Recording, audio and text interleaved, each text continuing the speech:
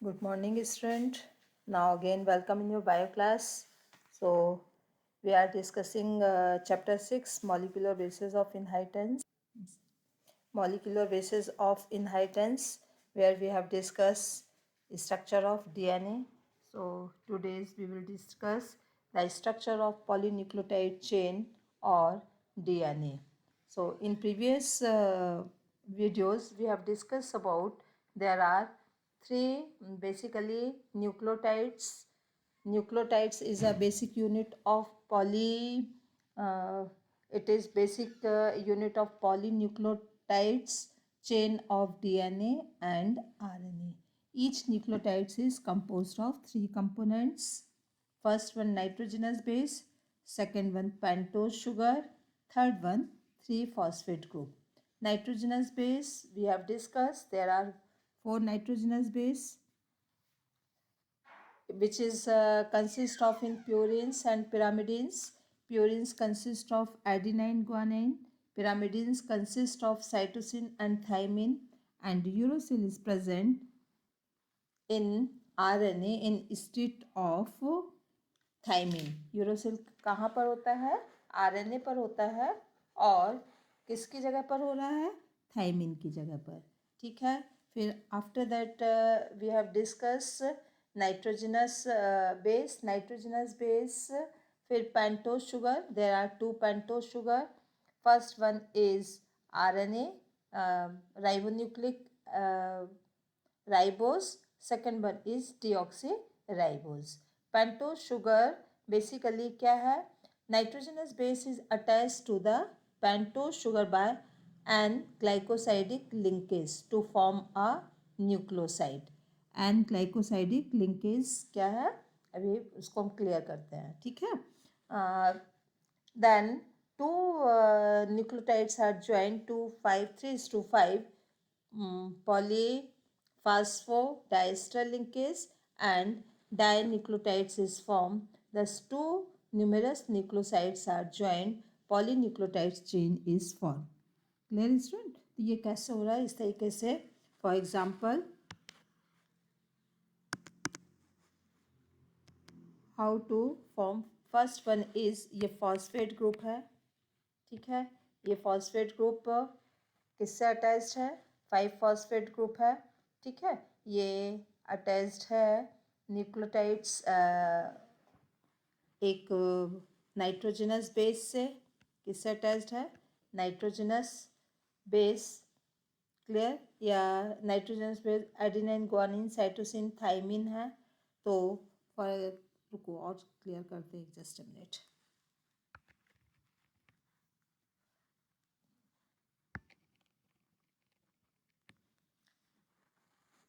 First nitrogenous base adenine. ठीक है. Adenine किससे अटैच्ड है? एडिनाइन अटैच्ड है फॉस्फेट वो पेंटोज शुगर से और शुगर अटैच्ड है फॉस्फेट से. ठीक है. ये तीनों जो मिलकर एक न्यूक्लियोटाइड्स बना रहे हैं और एक न्यूक्लियोटाइड्स की ये एक हेलिक्स बन रहा है. इसी तरीके से दूसरा हेलिक्स भी फॉर्म होगा. क्लियर. तो ये न्यूक्लियोटाइड्स ये क्या है? Nitrogenous base.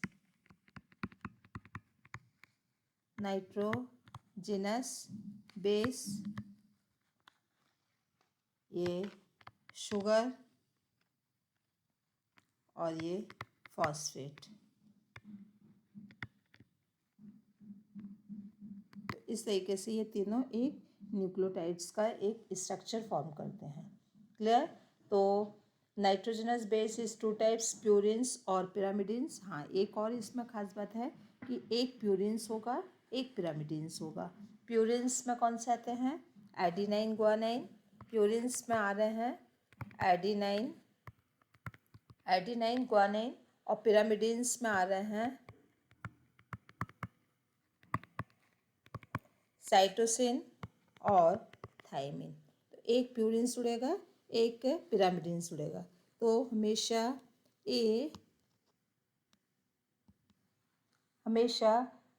ए किससे जुड़ेगा? सी जी से जुड़ेगा और ए टी से जुड़ेगा. ठीक है ना। तो इस तरीके से होगा, एक प्यूरिन्स एक पिरामिडिन्स, एक प्यूरिन्स एक, दो प्यूरिन्स एक साथ नहीं अटैच होंगे, दो पिरामिडिन्स एक साथ अटैच नहीं होंगे, और इनके बीच में एक लिंकेज होगी, ठीक है, जिससे ये अटैच होंगे, वो होगी हाइड्रोजन बॉन्डिंग। Clear student. तो आगे जैसे जैसे इसका स्ट्रक्चर आता जाएगा और भी इसको क्लियर करते जाएंगे। तो DNA is a long polymer of deoxyribonucleotides. The length of DNA is usually defined as the number of nucleotides. ठीक है, किसी भी डीएनए की लेंथ न्यूक्लियोटाइड्स के नंबर पे होती है। ये एक न्यूक्लियोटाइड्स है, जितने न्यूक्लियोटाइड्स होंगे उसके बेस पर, न्यूक्लियोटाइड्स कम है तो डीएनए की लेंथ कम होगी, न्यूक्लियोटाइड्स ज़्यादा हैं तो डीएनए की लेंथ ज़्यादा होगी। ठीक है, तो the length of DNA is usually defined as the number of nucleotides or pair of nucleotides referred to a base pair. Base pair किसको कह रहे हैं, इससे जो एक और अटैच्ड है, ठीक है, ये ए टी से एस और पी, ये हो जाएगा एक बेस पेयर। क्या हो जाएगा ये, एक बेस पेयर।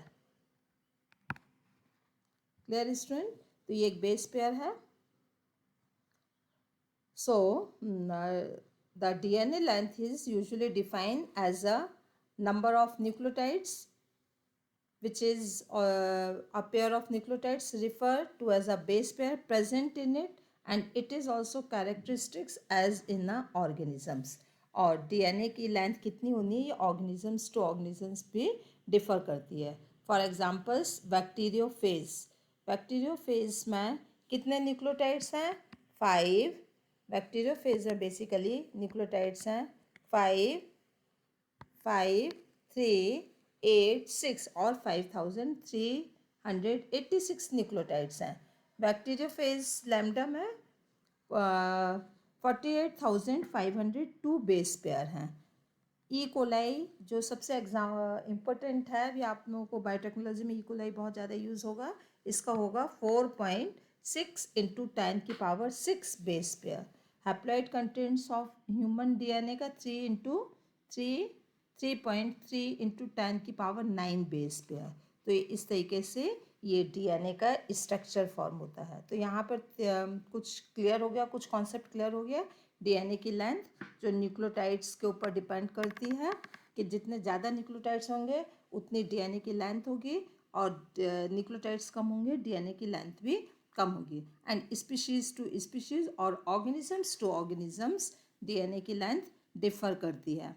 एग्जाम्पल्स मैं आपको दे चुकी हूँ। फॉर एग्जाम्पल्स बैक्टीरियोफेज में 5386 न्यूक्लियोटाइड्स हैं, बैक्टीरियोफेज लैम्डा में 48,502 बेस पेयर हैं, ई कोलाई में 4.6 इंटू 10⁶ है, और ह्यूमन डीएनए का जो haploid contents of human DNA 3.3 into 10⁹ ठीक है।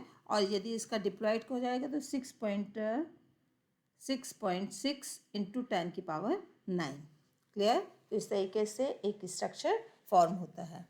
अब पॉलीन्यूक्लियोटाइड चेन का ये स्ट्रक्चर देख लीजिए यहाँ पे बच्चों। ये देखो, ये एक फॉस्फेट शुगर है, this one is phosphate sugar. Phosphate sugar से ये पेंटोज शुगर से अटैच्ड है। ये क्या है, ये पेंटोज शुगर है, ठीक है, ये शुगर है, और उससे एक नाइट्रोजनस बेस है। ये क्या है, नाइट्रोजनस बेस।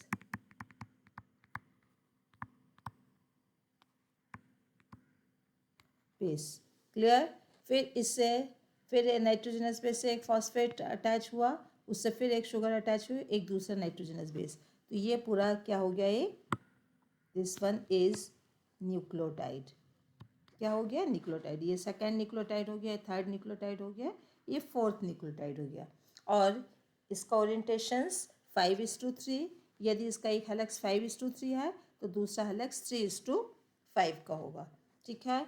और इस तरीके से ये हेलिक्स फॉर्म कर रहा है। तो यहाँ पर दो वो हैं, कौन कौन से, जो लिंकेज हैं। लिंकेज हम कैसे फाइंड आउट करेंगे, let us just I will just discuss. Let us recapitulate the chemical structure of polynucleotide chain, DNA और RNA. nucleotides has three components: nitrogenous base, pentose sugar, or third one is phosphate. There are two type of nitrogenous base, purines and pyrimidines. Clear?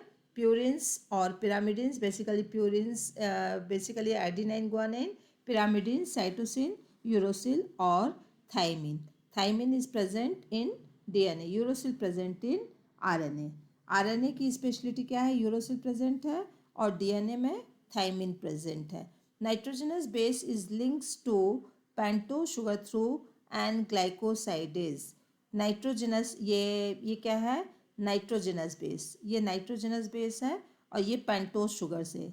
ये वाली जो linkage है, ये linkage कौन सी है? Nitrogenous base और pentose sugar के बीच की लिंकेज एन ग्लाइकोसाइडिक लिंकेज. ये क्या है? N glycosidic linkage. ध्यान रखना बेटा किसमें कौन कौन सी लिंकेज है.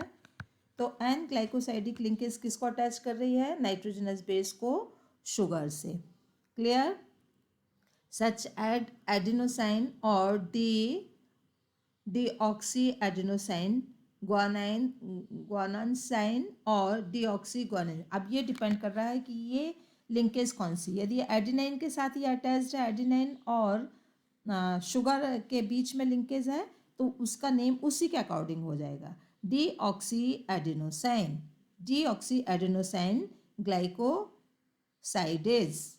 डीऑक्सी एडिनाइन, ये चूंकि डीएनए का है तो डीऑक्सी एडिनाइन ग्लूकोसाइन. ठीक है. और यदि यही चीज़ आरएनए पे होगी तो उसमें ऑक्सी एडिनाइन ग्लाइकोसाइन आ जाएगा. ठीक है. यदि सी है तो साइडाइन हो जाएगा. ठीक है. या यू है, यूरिन है तो यूरिडाइन हो जाएगा. तो एन ग्लाइकोसाइडिक लिंकेज डिपेंड करती है कि कौन सा नाइट्रोजनस बेस है. उसी के नेम के अकॉर्डिंग एन ग्लाइकोसाइडिस लिंकेज का नेम भी सेट हो जाएगा. ठीक है. When phosphate group is link to 5OH of nucleoside. Phosphate group, ये फॉस्फेट ग्रुप है. ये क्या है? Phosphate group. When a phosphate group is linked to 5OH of nucleoside through phosphodiester linkage. Phosphodiester linkage, this one. दो nucleotides की आपस में link कर रहे हैं. किसके थ्रू? किसके थ्रू लिंक कर रहे हैं? फास्फोएस्टर लिंकेज. कौन सा? ये फास्फोएस्टर लिंकेज. आई थिंक स्टूडेंट यहाँ पे आपको क्लियर हो गया होगा. ग्लूकोसाइडिस लिंकेज किसके बीच में है? एक नाइट्रोजनस बेस और शुगर के बीच में. ठीक है. और इसका नेम भी उसके अकॉर्डिंग होगा. और दो फॉस्फेट ग्रुप के बीच की जो लिंकेज है वो फास्फोडाइस्टर लिंकेज. ठीक है. A corresponding nucleotides depending on types of the sugar present its form. Two nucleotides are linked through the 3:5 phosphodiester linkage to form a dinucleotides. ठीक है. अब इसमें क्या हो गया? ये जो 5:3 है. अब इसी के ही पैरेलल जो दूसरा इसका हेलिक्स होगा वो 3:5 आएगा. मतलब मीन्स यहाँ पे 3 आएगा और यहाँ पर 5 आएगा. क्लियर?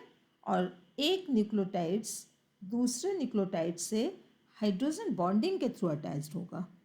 किसके थ्रू अटैच्ड होगा? Hydrogen bonding. It may be double hydrogen bonding और it may be triple hydrogen bonding. Clear? जो ट्रिपल हाइड्रोजन बॉन्डिंग है वो किस किस के बीच में होगी? सी और जी के बीच में. किसके बीच में होगी? सी और जी के बीच में ट्रिपल हाइड्रोजन बॉन्डिंग और ए एडिनोसाइन थाइमिन के साथ डबल बॉन्डिंग होगी. तो तीन तरीके के बॉन्ड्स होगा. First is glycosidic linkage, second is phosphoester linkage और third one is hydrogen bonding. Clear clear student. तो हाइड्रोजन बॉन्डिंग दो हेलिक्स को अटैच कर रहा है, और ये डबल भी हो सकता है, ट्रिपल भी हो सकता है, बट एक बार यदि डबल होगा तो फिर ट्रिपल होगा, फिर डबल होगा, फिर ट्रिपल होगा। मतलब दो बार सी और जी कंटिन्यूसली जो अटैच बॉन्ड नहीं बनाएंगे। एक बार सी और जी का बॉन्ड बनेगा तो एक बार ए और टी का बॉन्ड बनेगा। तो दिस वे एक पॉलीमर्स उसका फॉर्म होता है। Clear. 5 end of ribose sugar which is refer as 5। यदि राइबोस शुगर 5 एंड पर है तो 5 एंड पॉलीन्यूक्लियोटाइड्स चेन हो जाएगा। Similar at the other end of the polymer और ribose has free OH group. 3 और 5 का डिपेंड करता है। जैसे 5 ग्रुप है, ये 5, ये वाला क्या है 3 हाइड्रोक्सिल, ये है 5 फॉस्फेट, और 3:5 का क्या बनाते हैं, 3:5 का हेलिक्स फॉर्म करते हैं। क्लियर। तो यदि 5 एंड पर राइबोस शुगर है, 5 एंड पर राइबोस शुगर है, देखो 5 एंड का किस तरीके से काउंट करोगे आप, यहाँ से लोगे 1 2 3 1 2 3 और 4, और ये जो है सॉरी 1 2 3 4 5 एंड पर राइबोस शुगर है, ठीक है, तो वो OH ग्रुप फॉर्म कर रहा है। Clear. 5 end of ribose sugar which is referred as 5 end of polynucleotide. Similarly at the other end of the polymer or ribose has 3 OH group which is referred as 3. Third पर आपका वो है 1 2 3, ये 3 hydroxyl, मतलब 1 position, ये 2 position, ये 3 position पर OH group है, इसलिए ये 3 की पोलैरिटी शो करेगा, और यहाँ पे 5 की उसमें है। कैसे 5 की उसमें हो गया, 1 2 3 4 5, 5 पर फॉस्फेट ग्रुप है इसलिए ये 5 पर, और ये 3 पर OH ग्रुप है इसलिए ये 3 पर। तो 5:3 को कैसे काउंट करना है, उसका फॉस्फेट अटैचमेंट पर और OH के अटैचमेंट पर। यदि फॉस्फेट 5 पर अटैचमेंट है तो 5 फॉस्फेट हो जाएगा, OH 3 पर अटैचमेंट है तो 3 उसका क्या हो जाएगा, पोलैरिटी हो जाएगी, 3:5 और 5:3। Clear. Which is refer as, तो आपको ये क्लियर होना चाहिए कि 3 और 5 किस तरीके से करना। Which is refer as 3 end of polynucleotide chain. The backbone of the polynucleotide chain is due to sugar and phosphate. Backbone किसको कह रहे हैं, जिसपे कि पूरा नाइट्रोजनस बेस अटैच्ड है। ये फॉस्फेट है, ये शुगर है, फॉस्फेट है, ये शुगर है, फॉस्फेट है, शुगर है, फॉस्फेट है, शुगर। तो ये फॉस्फेट और शुगर का क्या है, बैकबोन है। ये बेसिकली मेन ये क्या कहलाती है, बैकबोन, जिसके ऊपर क्या अटैच्ड है, ए, इस पर भी दूसरा अटैच हो जाएगा, सी, इस पर हो जाएगा, जी, इस पर हो जाएगा, टी। तो ये बैकबोन क्यों है, क्योंकि इसी पे ही न्यूक्लियोटाइड्स और नाइट्रोजनस बेस अटैच्ड हैं। अब यहाँ पे दूसरा नाइट्रोजनस बेस आ जाएगा, वो टी आ जाएगा, पी हो जाएगा, ठीक है, और सॉरी एस हो जाएगा, और ये पी हो जाएगा। क्लियर। इस तरीके से डबल हेलिक्स फॉर्म होगा, पॉलीन्यूक्लियोटाइड चेन फॉर्म होगी। क्लियर। तो ये पॉलीन्यूक्लियोटाइड चेन का फॉर्मेशन इस तरीके से होता है। The backbone of the polynucleotide chain form due to the sugar and phosphate. उसको बैकबोन क्यों करें, कि वो शुगर और फॉस्फेट से हो रहा है। तो डीएनए का फॉर्मेशन किससे हो रहा है, शुगर, फॉस्फेट और नाइट्रोजनस बेस से। नाइट्रोजनस बेस का ही सीक्वेंस डिफरेंट टाइप के डिजीज डेवलप कर रहा है। और डाउन सिंड्रोम जो आप लोगों को क्वेश्चंस दिया था ना, कि डाउन सिंड्रोम क्यों आ रहा है, ये एन्यूप्लॉइडी क्यों आ रही है, ये कहीं ना कहीं डीएनए के सीक्वेंस में वो हो रही है, इंसर्शन हो रहा है, या डीएनए सीक्वेंस कम हो रहा है, या उसका सीक्वेंस चेंज हो रहा है। तो बेसिकली जितने भी चेंजेस हैं उसका बेस जो रूट कॉज है वो नाइट्रोजनस बेस में चेंज है। और फॉस्फेट और शुगर तो बिल्कुल कॉमन रहेगा, उसमें कोई चेंज नहीं रहेगा। The backbone of the polynucleotide chain is form due to the sugar and phosphate. Nitrogenous base link to sugar moiety is projected from the backbone। हाँ, ये इसका क्या मतलब है कि ये जो बैकबोन फॉर्म हो रही है उसके इनर साइड पर नाइट्रोजनस बेस होंगे। जैसे ये बैकबोन किसकी हो गई, ये फॉस्फेट, ये शुगर, ये इसके इनर साइड पर एडिनाइन, ठीक है। इसी तरीके से यहाँ से अटैच हो रहा है, जैसे थाइमिन, शुगर और ये फॉस्फेट। तो ये जो फॉस्फेट और उसके जो इनर साइड पर, ये कौन सा हो गया, इनर साइड, ये इसका ये क्या हो गया, इनर साइड, ठीक है। तो nitrogenous base link to sugar moieties projected from the backbone, backbone से प्रोजेक्ट होकर आ रहे हैं, बैकबोन से ही अटैच होंगे ये।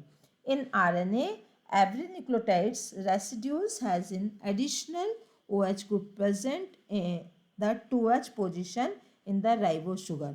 RNA में दिया हुआ है कि RNA में जो OH ग्रुप है वो सेकेंड पोजीशन पर होगा। किस पोजीशन पर होगा, सेकेंड पोजीशन पर, ठीक है। Clear student, 1 2 3। और इसमें DNA में क्या हो रहा है, थर्ड पोजीशन। तो RNA DNA के जो moieties और ओरिएंटेशन उसमें एक डिफरेंस है। क्या, in RNA every nucleotide residues has attached OH group present in 2 position of the ribose। Also in RNA uracil is found at the place of thymine। और RNA में क्या है, यूरोसिल जो है किसकी प्लेस पर है, थाइमिन की प्लेस पर। 5 methyl uracil, 5 methyl uracil, another chemical name for thymine, ठीक है ना। 5 मिथाइल यूरोसिल ये RNA में होगा और DNA में ये थाइमिन होगा। Clear. DNA is a acidic substance, DNA deoxyribo nucleic acid, acid आया है ना, तो ये क्या है, एसिडिक सब्सटेंस। कैसा सब्सटेंस है, acidic substance which is present in nucleus. कहाँ पे प्रेजेंट है, न्यूक्लियस में। इसको सबसे पहले किसने आइडेंटिफाइड किया था, फ्रेडरिक मीस्टर इन 1869। इस और उन्होंने इसका नाम फर्स्ट टाइम न्यूक्लिन रखा, पहले न्यूक्लियस टर्म नहीं था, न्यूक्लिन टर्म था, ठीक है। However, due to technical limitations is isolation a long polymer intact, the elucidations of structure of DNA remains elusive for a very long period of time। मतलब DNA का structure बहुत लंबे time के बाद clearly find out हुआ कि क्या है DNA का स्ट्रक्चर। It was only 1953। कब हुआ ये, 1953 में James Watson and Francis Crick, James Watson and Francis Crick. कैसे, एक्सरे के थ्रू, x-ray diffractions data produced by Maurice Wilkins and Rosalind Franklin proposed a very simple but famous double helix model. तो double helix model इस तरीके से उस समय find out हुआ। Double helix model, the structure of DNA, one the hallmarks of this proportion was base pairing. इसका proportion हमेशा constant रहेगा, it is due to base pairing between the 2 strands of polynucleotide chain. Base pairing किसको कहेंगे, एक ये है, एक ये है, ये यहाँ पर A और यहाँ पर ये T, ठीक है, ये बेस पेयरिंग है। Clear. However, this propositions was also based on the observation of, और ये propositions कैसा होगा, A और T का, C और G का, फिर T और A का, G और C का, ये proportion कैसा होगा, इसको फर्स्ट टाइम इसको कांस्टेंट करने के लिए, डीएनए की स्ट्रक्चर एक कांस्टेंट स्ट्रक्चर, कभी ये चेंज नहीं होता, जनरेशन टू जनरेशन ये इंटैक्ट पास होता रहता है, ठीक है ना। तो ये इंटैक्ट क्यों है, इसमें क्यों नहीं कोई चेंज हो रहा है, मतलब कहीं ना कहीं कोई बैलेंसिंग होगी, और वो बैलेंसिंग बेस किसने फर्स्ट टाइम ऑब्जर्व की, ये है चार्ज ऑफ ने, ठीक है, इराविन चार्ज ऑफ। उन्होंने डबल हेलिक्स स्ट्रक्चर को, ये एक स्टडी और एक कांस्टेंट स्ट्रक्चर है, ये क्यों है, बिकॉज यहाँ पे जो रेशियो है एडिनाइन थाइमिन का और ग्वानाइन और साइटोसिन के बीच का जो स्ट्रक्चर, ये डबल बॉन्ड है, ये ट्रिपल बॉन्ड है, ठीक है। फिर उसके बाद यदि C और G है, ठीक है, तो आ जाएगा, फिर यहाँ पर डबल बॉन्ड वाला कोई स्ट्रक्चर आ जाएगा, फिर ट्रिपल बॉन्ड वाला स्ट्रक्चर आएगा। तो इस तरीके से उसका रेशो इक्वल रहेगा, ए और टी और सी और जी का रेशो इक्वल रहेगा। This base pairing confirm a very unique property. ये बेस पेयरिंग ही बहुत यूनिक प्रॉपर्टी है, उसको कैसा करने के लिए, कॉन्स्टेंट करने के लिए। They are said to be complementary each other, मतलब ए के साथ हमेशा टी, और कॉम्प्लीमेंट्री का मतलब क्या है कि ए हमेशा टी के साथ, सी हमेशा जी के साथ, या जी हमेशा सी के साथ, टी हमेशा ए के साथ ही अटैच होगा। ठीक है, ये कॉम्प्लीमेंट्री, एक दूसरे के कॉम्प्लीमेंट्री हैं। Clear student? यदि एक चेन में यदि सी है तो दूसरी चेन अपने आप ही वो मेमोरी बेस्ड पर जी ही फॉर्म करेगा। This is called as complementary. ये एक दूसरे के कॉम्प्लीमेंट्री स्ट्रैंड्स है। If each strand from a DNA, parental DNA, और डीएनए में के दो स्ट्रैंड्स होते हैं, तो फिर एक डीएनए ओल्ड होता है, उसको कहते हैं पेरेंटल डीएनए। ये क्या है? Parental DNA. पेरेंटल डीएनए में जो बेस पेयर ऑलरेडी एक उसमें बेस पेयर है, उसके ही कॉम्प्लीमेंट्री दूसरा एक डीएनए जो फॉर्म होगा वो पेरेंटल डीएनए का कॉम्प्लीमेंट्री होगा।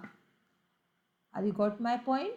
कि पेरेंटल डीएनए का जब रेप्लिकेशन की प्रोसेस होगी और डीएनए जब डबल होते हैं ड्यूरिंग इन सेल डिवीज़न, ठीक है, माइटोसिस हो का सेल डिवीज़न हो तो वो डबल होते हैं, ठीक है ना।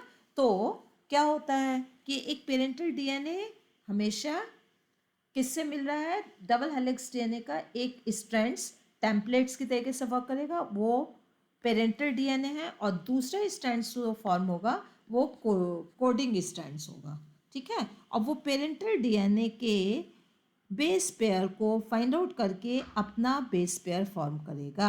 यदि पेरेंटल में ए है बेस पेयर तो वो उसी जगह पर टी बेस पेयर फॉर्म करेगा। Clear student?